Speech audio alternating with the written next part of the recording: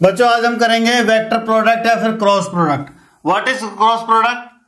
ए cross B, इसलिए इसको cross बोलते हैं, क्रॉस का निशान लगा हुआ है और इसका रिजल्ट वेक्टर आता है, इसका रिजल्ट वेक्टर आता है तो इसे हम वेक्टर प्रोडक्ट बोलते हैं। यदि आपके पास कोई दो वेक्टर हैं, ये ए वेक्टर है आपका और ये आपका बी वेक्टर है, ये आपका बी वेक्टर है और इनके बीच में कोई थीटा एंगल है और इनके बीच में थीटा एंगल है, तो हमारा क्रॉस प्रोडक्ट जो डिफाइंड है और राइट हैंडेड सर्कुलर सिस्टम के अकॉर्डिंग डिफाइंड है। राइट हैंडेड सर्कुलर सिस्टम क्या भी आपको बताते हैं और वेक्टर प्रोडक्ट क्यों कहते हैं बताते हैं।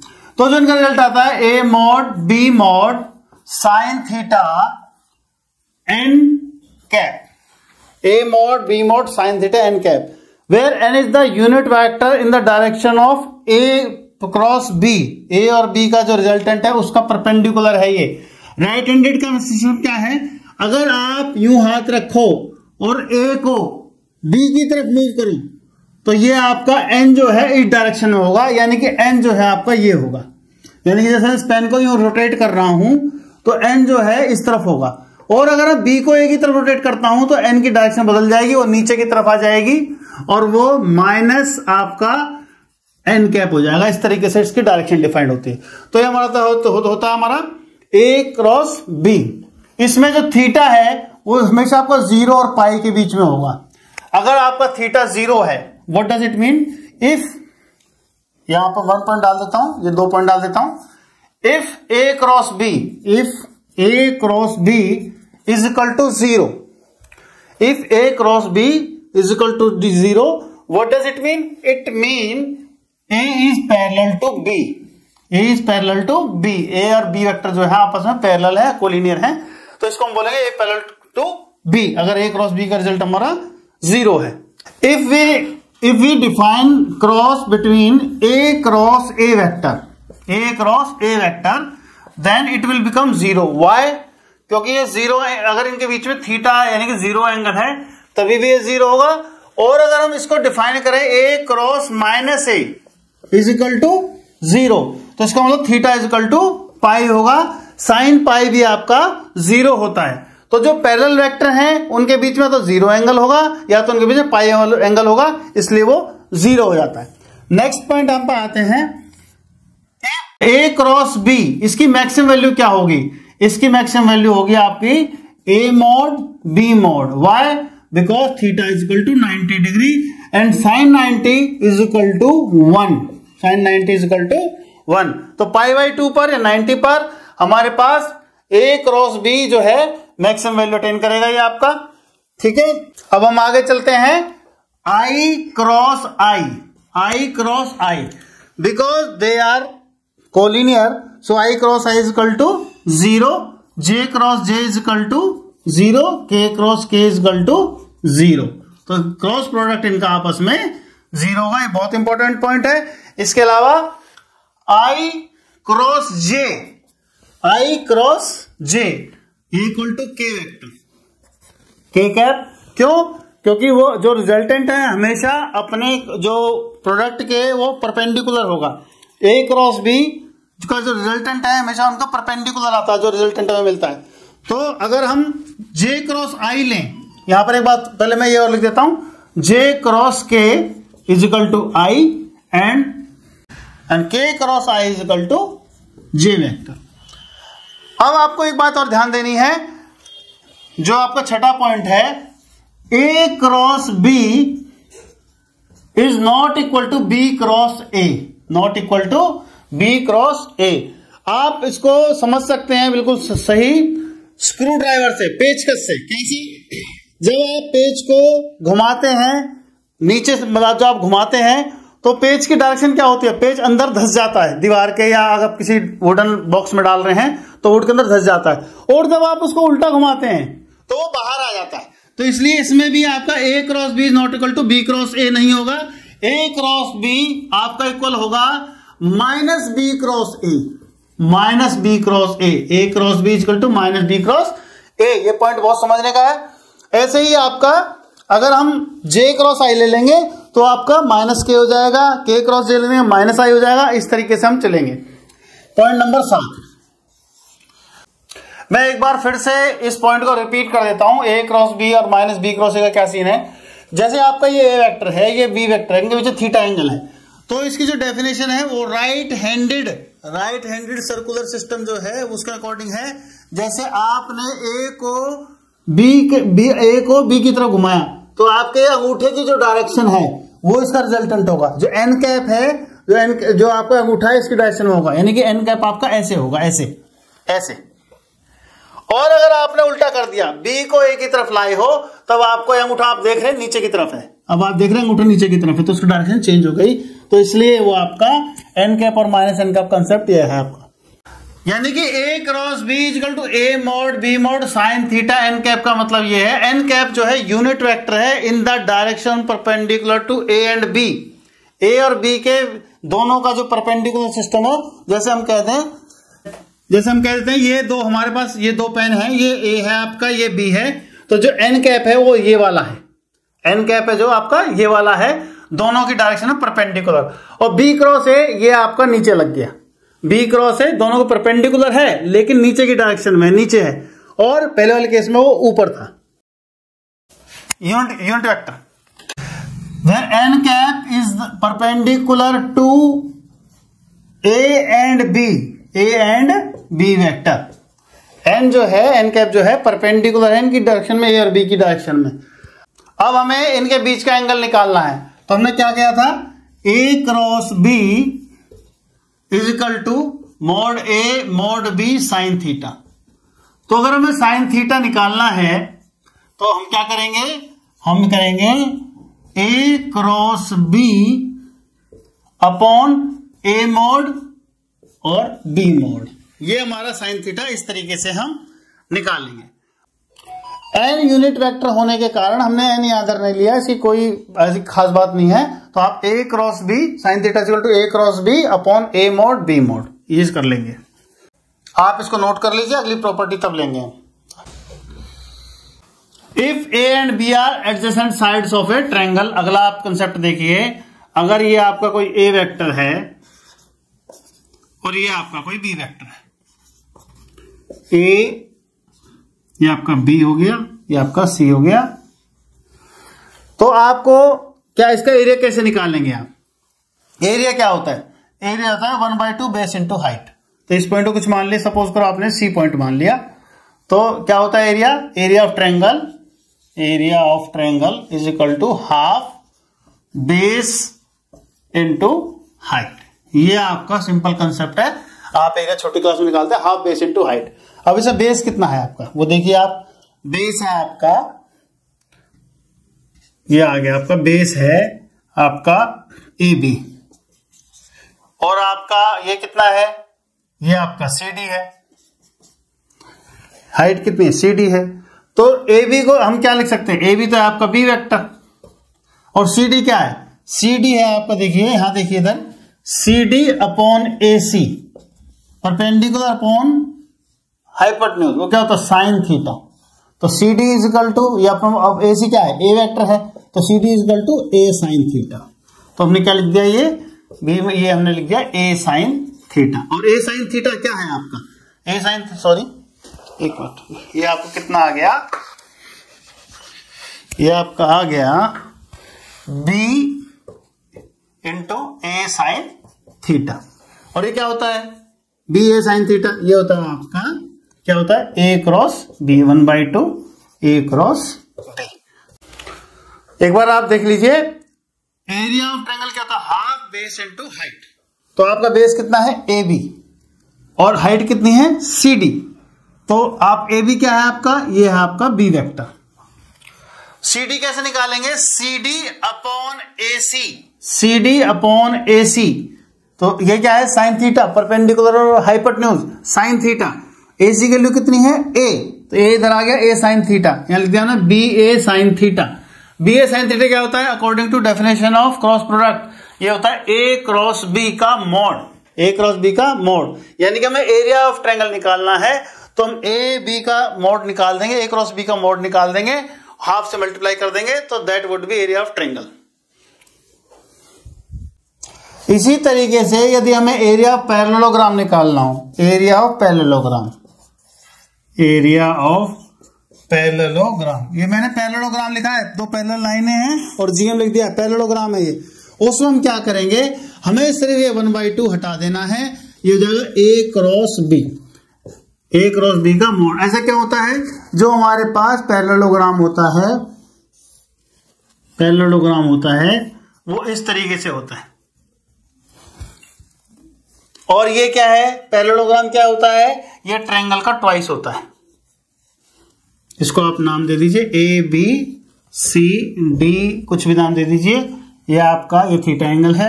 तो ये आपका क्या होता है, आपका जो ये वेक्टर ए हो गया आपका, ये आपका बी वेक्टर हो गया। पैरेललोग्राम आपका ट्रायंगल का ट्वाइस होता है, इसलिए हमने हाफ हटा दिया है। ए क्रॉस बी का अगर हम मॉड निकाल देंगे तो हमारे पास आ जाएगा एरिया ऑफ पैरेललोग्राम। इफ आपको 3 पॉइंट दिए हैं A B C, if you are given 3 point A, if you are given 3 points और वेक्टर, तो आप क्या करेंगे, जैसे सपोज करो आपके पास ए बी सी, आपके पास 3 पॉइंट हैं, या हम कहते हैं ए बी सी, या फिर आपके capital small A B C, ये 3 वेक्टर्स हैं, 3 वेक्टर्स हैं। तब आप एरिया ऑफ ट्रायंगल कैसे निकालेंगे, आप एरिया ऑफ ट्रायंगल हो जाएगा आपका area of triangle is equal to half, या तो आप ए बी क्रॉस ए सी करेंगे, या तो आप ए बी क्रॉस ए सी करेंगे, या आप कर देंगे 1/2 हाफ बी ए क्रॉस बी सी, बी ए क्रॉस बी सी, या फिर आप करेंगे हाफ सी ए क्रॉस सी बी, सी ए क्रॉस सी बी। इस तरीके से आप एरिया ऑफ ट्रायंगल निकालेंगे। दोनों बार आपको इनिशियल पॉइंट एक जैसा रखना पड़ेगा, कारण यहां अगर आप ऐसा नहीं करेंगे, ये देखिए आप ए से शुरू हो रहे हैं दोनों, तो इसलिए हमने ए बी क्रॉस ए सी लिया। तो हर एक ट्रायंगल में हमें ध्यान रखना है, अगर आप ऐसा नहीं करेंगे तो माइनस का डिफरेंस आ जाएगा। और ये कैसे निकालना है, अब इसकी भी हम बात करते हैं। इसमें हम आपको डिटरमिनेंट का प्रयोग करना बताएंगे। डिटरमिनेंट के प्रयोग से क्रॉस वेक्टर निकलता है कैसे, जैसे अगर हमारे पास ए कोई वेक्टर है, a1i plus a2j plus a3k, और बी वेक्टर है हमारे पास b1i b2j b3k। अब हमें a cross b find out करना है, a क्रॉस b। तो आप क्या करेंगे, i j k लिखेंगे, a1 a2 a3 लिखेंगे, b1 b2 और b3 लिखेंगे, और इसकी डिटरमिनेंट वैल्यू निकाल देंगे, find determinant a cross b is equal to, जैसे i a2 b3 minus b2 a3 minus j a1 b3 minus b1 a3, फिर प्लस के a1 b2 minus b1 a2। इस तरीके से आप डिटरमिनेंट वैल्यू निकाल लेंगे। और अगर आपको इनका मॉड निकालना है, मान लो आपको यूनिट वेक्टर निकालना है, मॉड निकालने के लिए वही करेंगे जो पहले से बताया गया था आपको, उनका आप मॉड निकाल देंगे, इनका रूट कर देंगे आप, जो वैल्यू आएगी, जो भी वैल्यू आपकी आएगी। बच्चों 10वीं प्रॉपर्टी है distributive of vector product over addition. ये क्या है, A cross B plus C, इसको हम लिख सकते हैं बच्चों A cross B plus A cross C vector, दोनों सेम बात है, इसको हम यूज करेंगे सम्स में। और एक ये लैम्डा जहां पे स्केलर है, lambda scalar, lambda A cross B is equal to, अगर आप पहले लैम्डा ए क्रॉस बी कर दें, या फिर आप ए क्रॉस लैम्डा बी कर दें, it does not make any difference, कोई फर्क नहीं पड़ेगा। आप स्केलर की मल्टीप्लाई कर दें, कैसे भी कर दें, पहले किन्हीं भी दो की कर लें, कोई फर्क नहीं पड़ेगा। अब एक्सरसाइज क्वेश्चन लेते हैं बच्चों 1 by 1। बच्चों फर्स्ट क्वेश्चन है फाइंड ए क्रॉस बी मैग्नीट्यूड, इसका हमें मैग्नीट्यूड निकालना है। तो इसका हम सॉल्यूशन लेते हैं डिटरमिनेंट मेथड से। तो A क्रॉस B क्या होगा आपका? A क्रॉस B, ये डिटरमिनेंट का निशान लगाया आपने, I लिखा, J लिखा, K लिखा। उसके बाद I का कोफिशिएंट, J का कोफिशिएंट और K का कोफिशिएंट ये लिख लीजिए, 1 -7 और 7, 3 -2 और 2। तो कितना आएगा आप देखिए, I इंटू ये कैंसिल, -7 इंटू 2 -14 और ये +14, फिर -J, ये कैंसिल 2 -21, फिर K, ये कैंसिल -2 +21, ये आ गया आपका। इसको सॉल्व करिए, ये 0 हो गया कट के दोनों। ये कितना आया आपका, प्लस के 19J और प्लस के 19। अब आपको इनका निकालना है मॉड, अब आपको इसका निकालना है मैग्नीट्यूड। तो मैग्नीट्यूड के लिए क्या करेंगे हम, square root 19 square plus 19 square. ये 19 स्क्वायर है तो इसको आप कॉमन निकाल लीजिए, ये आपका ऐसे हो जाएगा 19 स्क्वायर और ये ब्रैकेट में 2। तो ये आपका आंसर आ गया 19 का स्क्वायर रूट कितना जाएगा, ये पावर कट जाएगी, 19√2, 19√2। ये हमारा आंसर आ गया, ये हमारा मैग्नीट्यूड आ गया। नोट कर लो बच्चों। नेक्स्ट क्वेश्चन है, सेकंड क्वेश्चन बच्चों, आपको ए वेक्टर दिया 3i + 2j + 2k और बी वेक्टर दिया i + 2j - 2k। आपको एक यूनिट वेक्टर निकालना है perpendicular to a + b, a - b। तो सबसे पहले तो आप a + b निकालो, आप a + b निकालिए। a + b कितना आएगा आपका, 4i 4j और ये 2 - 2, ये 0 हो जाएगा आपका। 0 के, वो मैं लिख रहा है 0 के आएगा, लिख देता हूं चलो। ये आएगा आपका 2 से 2 कट गया 0 के। अब ऐसे ही आप a - b निकाल लीजिए, a - b कितना आएगा आपका, 3i - i 2i, ये आपका 0 कट जाएगा, आपका कितना हो जाएगा, 0 के j हो जाएगा और फिर ये आपका 4k हो जाएगा। अब आपको निकालना है unit vector perpendicular to the this and this. तो सबसे पहले तो हमें इसके परपेंडिकुलर वेक्टर निकालना है, दैट मीन्स क्रॉस प्रोडक्ट निकालनी है। हमें निकालना है a + b cross a - b। सबसे पहले तो इसके परपेंडिकुलर हम वेक्टर निकालेंगे, यानी क्रॉस प्रोडक्ट निकालेंगे। वो कितना होगा, i j k, ये लिखा हमने, ये 4 4 0 और ये लिखेंगे 2 0 4, ये लिख दिया हमने।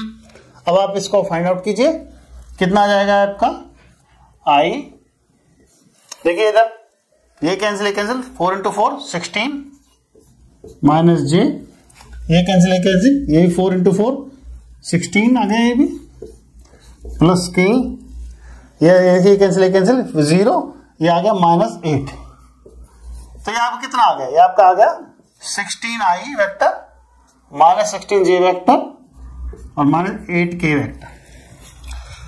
इसको आसान करने के लिए आप कॉमन ले लीजिए 8, तो ये आपका थोड़ा आसान हो जाएगा, 2i vector -2j vector -k, ये हो गया आपका। अब आपको क्या कह रहा है, उसका unit vector perpendicular to this and this. तो यूनिट वेक्टर क्या होगा, यूनिट वेक्टर का मतलब ये है आपको इनका कैप निकालना है। हमें we have to find out a + b cross a - b, इसका यूनिट वेक्टर निकालना है हमें। तो कितना होगा, जो हमने निकाला है ये 8 2i - 2j -k vector upon इनका मोड, वो कितना होगा, वो होगा आपका 8 स्क्वायर, ये कितना हो गया आपका, निकालिए इसको, अंदर 4 + 4 + 1, 2 का स्क्वायर 4 -2 का स्क्वायर वो भी 4 -1 का स्क्वायर वो 1। तो ये आपका हो गया 8 2i minus 2j minus k upon 8 का स्क्वायर है वो 8 हो गया, ये 9 है, 9 का स्क्वायर रूट 3 हो गया, ये 8 से 8 कैंसिल, ये आपका आ गया 2/3 i vector minus 2/3 j vector minus 1/3 k vector. बच्चों हमें निकालना है unit vector perpendicular to each of the vector this and this. Cross product निकालते हुए, क्योंकि हमारे पास एक परपेंडिकुलर डायरेक्शन भी होती है यानी कि n कैप वेक्टर भी होता है, तो इसमें आपको एक काम करना है, हर जगह प्लस माइनस कर देना है बस। तो यहां पर भी प्लस माइनस, यहां पर माइनस प्लस, यहां पर भी माइनस प्लस, क्योंकि जो डायरेक्शन है वो ऊपर या नीचे कहीं पर भी हो सकती है। थर्ड क्वेश्चन है बच्चों, a unit vector A makes an angles π/3 with i, π/4 with j and an acute angle theta with k। आपको क्या दिया हुआ है, एंगल्स दिए हुए, दैट मीन्स आपको एंगल दिए हुए, तो आप डायरेक्शन कोसाइंस आपको एक तरह से मालूम है। आप इसको क्यूब से समझ सकते हैं। एक बार को एक हम क्यूब ड्रॉ करते हैं, ये हम ड्रॉ करते हैं, तो आपका ये पॉइंट है P, ये है A1 A2 A3, that means यहां से यहां तक जो है ये आपका एक वेक्टर है, वो A1i plus A2j plus A3k, इस तरीके से। तो ये हमें पता है, ठीक है, इक्वल टू A, जैसे हम लिखते हैं ना R आपको जो कंसेप्ट किया था बताया था, equal to xi plus yj plus zk, that means x गए ऐसे, y गए ऐसे, z गए ऐसे, तो यही इस तरीके से दिया हुआ है। तो आपको cos π/4 cos π/3 कितना है, वो आएगा आपका A1 अपॉन A, तो कितना हुआ, A की वैल्यू तो 1 है, ये रही, तो अब ये cos π/3 कितना था 1/2, तो A1 आ गया आपका 1/2। ऐसे ही cos π/4 जो y कॉम्पोनेंट है j वाला, वो कितना होगा आपका A2 अपॉन मॉड A, तो वो कितना हो गया आपका, मॉड A तो 1 है, ये रहा हमारा यूनिट वेक्टर दिया हुआ है हमें, तो कितना हो गया ये cos π/4 1/√2, ये हो गया A2। ऐसे ही हमारा कह रहा and makes an acute angle with theta with k, acute angle उसको cos थीटा ले लो, let make it third angle, let acute angle with k is theta, तो क्या हुआ आपका cos theta equal to A3 upon A, A3 upon A मॉड, तो आपका A3 कितना हो गया cos थीटा, A3 हो गया आपका cos theta. Then find theta, वो थीटा एंगल बताना है जो एक्यूट एंगल उसने बोला है, and hand the component of A, ये निकालना है हमें। तो हमें दिया हुआ है कितना, हमें यहां कर देता हूं मैं, थोड़ी सी जगह कम पड़ रही है तो ऊपर कर देता हूं इसको मैं। हमें क्या दिया हुआ है, mod A is equal to 1, इसका मीनिंग क्या है, इसका मीनिंग है A1 square plus A2 square plus A3 square is equal to 1। अब आप इसका दोनों तरफ स्क्वायरिंग बोथ द साइड्स कर दीजिए, SBS लिख रहा हूं, स्क्वायरिंग बोथ साइड्स, तो A1 square plus A2 square plus A3 का स्क्वायर इज इक्वल टू 1। अब यहां से देखिए A1 स्क्वायर कितना है, A1 कितना है आपका 1/2, तो 1/2 का स्क्वायर कर दीजिए। A2 कितना है 1/√2, 1/√2 का स्क्वायर कर दीजिए, और ये A3 हमें फाइंड आउट करना है इज इक्वल टू 1। ये कितना हो गया आपका 1/4, 1/2 प्लस A3 का स्क्वायर इज इक्वल टू 1, तो A3 square is equal to कितना हो गया 1 माइनस 1/4 माइनस 1/2।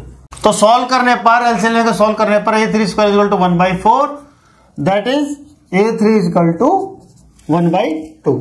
उसने पूछा कॉम्पोनेंट्स ऑफ ए, एंगल हमने निकाल लिया, कितना आ गया ये, आपका cos theta is equal to half है, तो theta is equal to half किस पे होता है, π/3 यानी cos 60 पर हाफ होती है वैल्यू, और कॉम्पोनेंट जो उसने पूछे हैं कंपोनेंट्स तो जो ये आंसर आए हैं 1 बाई, ये शुरू में क्या था हमारा 1/2, 1/√2 and this is also 1/2. These are components that is A1 A2 A3 these are components.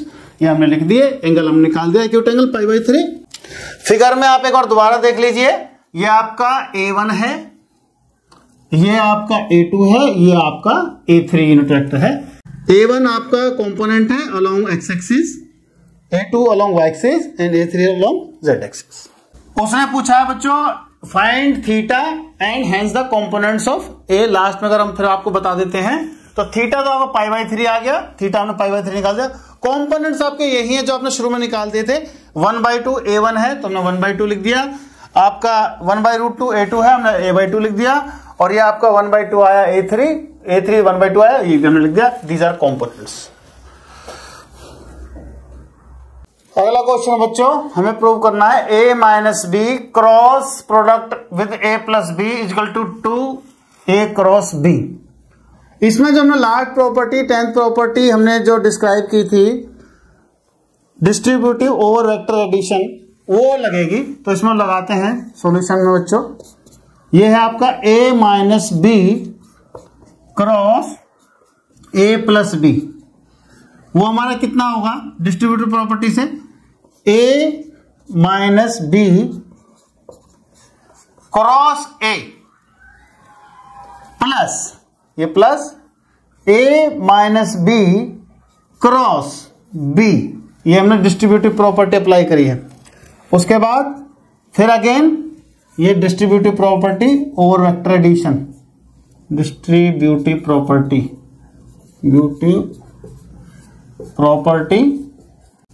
Over vector addition. तो हमने लगाई. अब आप करिए इसको, ये होगा A cross A vector, A cross minus B cross A vector plus A cross B minus B cross B.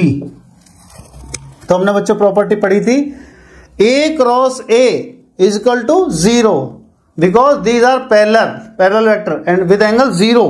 तो ये आपका हो गया 0. कितना बचिए आपका माइनस B क्रॉस A और ये A cross B, B cross B it is also 0, again angle is 0. ये आपका 0 हो गया. फिर हमने एक प्रॉपर्टी पढ़ी थी A cross B is equal to minus B cross A. A cross B is equal to minus B cross A. Right handed rule के अलावा कोई अनुसार कॉम्यूटेटिव प्रॉपर्टी इसमें सीधी होल्ड नहीं करती, इसमें माइनस का डिफरेंस आ जाता है.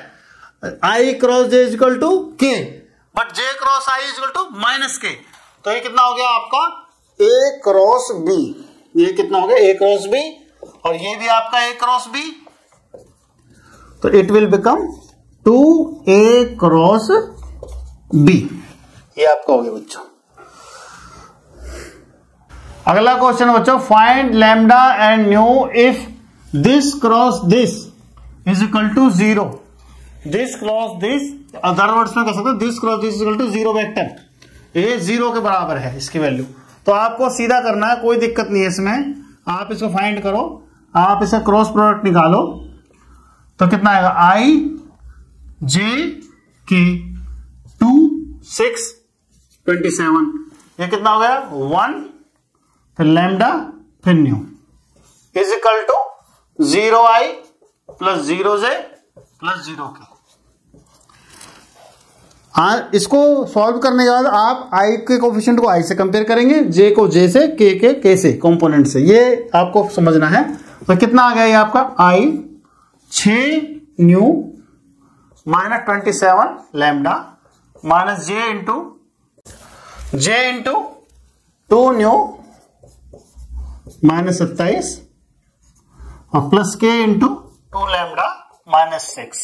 ये हो गया आपके, इनकी क्रॉस प्रोडक्ट की वैल्यू आ गई आपकी. आप इसको A क्रॉस A ले लीजिए, let A is equal to this and B is equal to this. ये आसानी के लिए कह रहा हूं मैं आपसे. तो ये A क्रॉस B आपका हो गया एक तरह से. ये आप निकाल लीजिए।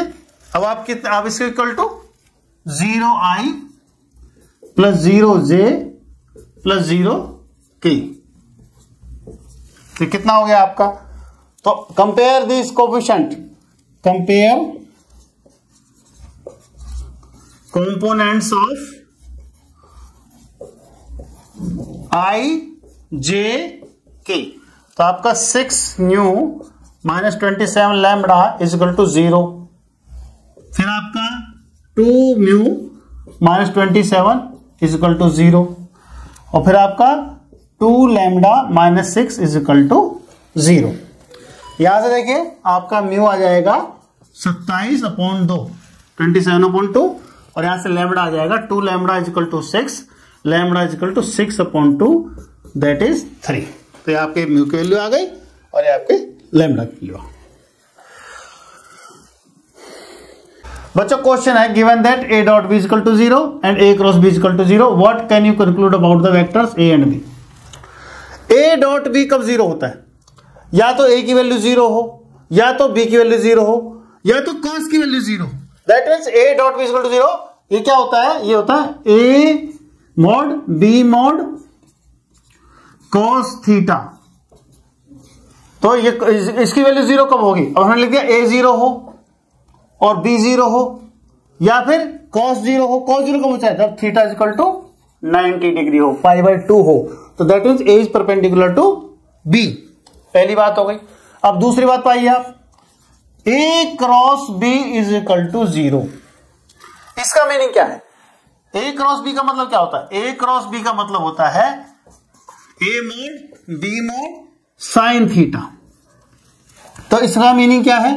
या तो a 0 हो, इधर a is equal to 0, a vector is equal to 0, या आपका b 0 हो, और या तो a 0 हो और b 0 हो,